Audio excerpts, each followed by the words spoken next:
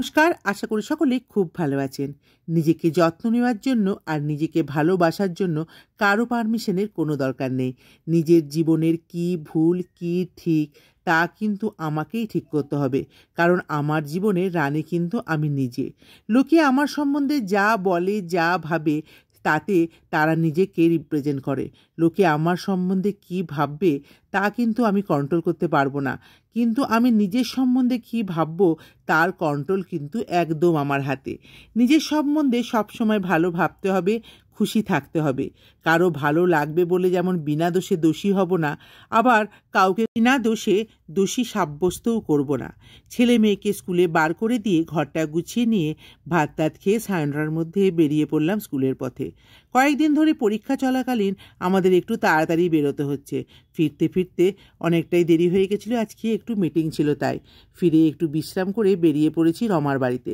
রমার বাড়িতে আজকে সব ছেলে মেয়ের জন্য ফুচকা পার্টি আছে, তাই সব ছেলে মেয়েকে নিয়ে আমরা পৌঁছে যাচ্ছি রমার বাড়ি একে একে করে। শারিন আলু আর ছোলা নিয়ে এসেছিল, রমা ফুচকা চিপস ভাজলো, আত্রেই আর টানি মিলে বানালো ফুচকার জলটা। জল বানানোর মেইন শেফ ছিল আত্রেই, যার জন্মদিন কালকে। টানি হচ্ছে তার অ্যাসিস্ট্যান্ট।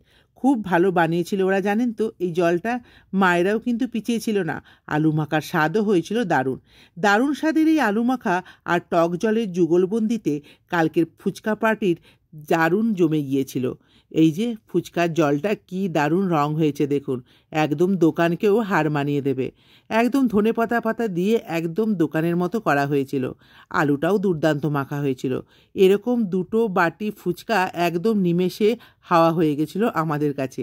সবাই মিলে ফুচকাগুলো খেতে খেতে খুব এনজয় করলাম, তার সঙ্গে গল্পও হচ্ছিল। রনির জন্য বা আলাদা ছাল ছাড়া রেখে দিয়েছিলাম, ও খুব খেয়ে নিয়েছিল অনেকগুলোই। তারপর সবাই মিলে খেলো। খানিকক্ষণ পর এলো মমতা আর তার মেয়ে ময়ূরাক্ষী। তাদের জন্য আলাদা করে রেখে দিয়েছিলাম, যদি খেতে খেতে শেষ হয়ে যায় সেই ভয়, জানেন তো। এই যে ওরা এসে গেছে, এই যে ঢুকে পড়েছে, এবার শুরু হবে আরেক দফা ফুচকা ভাজা। সবাই মিলে আবার বসে পড়লো। এরা তো খেয়ে খেয়ে ক্লান্ত হয়ে গেছে, আর খেলো না, শুকনো কয়েকটা খেয়ে নিল। তারপর আমরা বসে পড়ি ফর্ম ফিল আপ করতে। কয়েকদিন ধরেই করব বলে আর করা হয়ে উঠছিল না, তাই যখন একজোট হয়েছি সবাই মিলেই একসঙ্গেই করে নিলাম ফর্ম ফিল আপটা। যাই হোক, তারপর ওরা কেক বানাতে বসে পড়লো।